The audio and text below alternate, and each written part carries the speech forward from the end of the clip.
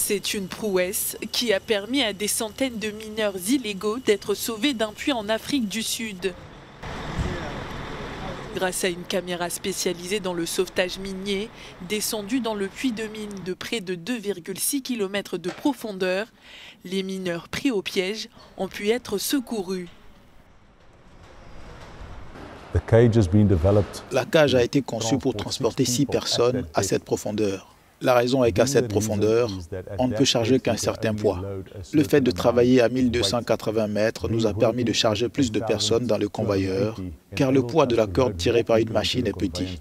C'est pourquoi nous avons cherché à charger autant de personnes que possible, et nous avons été ravis de constater que nous pouvions charger 13 personnes.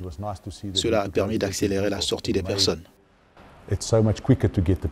La caméra ayant atteint 1280 mètres sous terre a permis aux sauveteurs d'obtenir leurs premières images.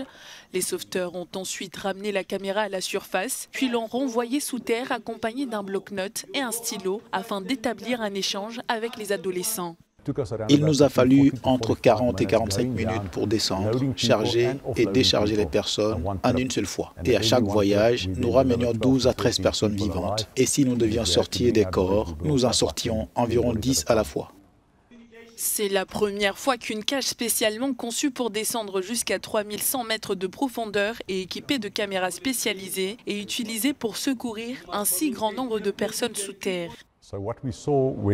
Ce que nous avons vu lorsque nous nous sommes arrêtés sur le palier où ils devaient monter dans la cage, ce sont des gens positifs qui étaient impatients d'y entrer et d'en sortir.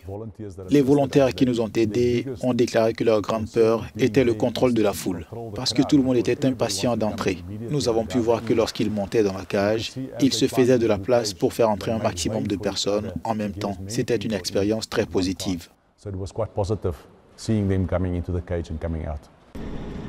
Environ 57 allers-retours ont été effectués pour récupérer les 246 mineurs et 78 cadavres pris au piège dans ce puits.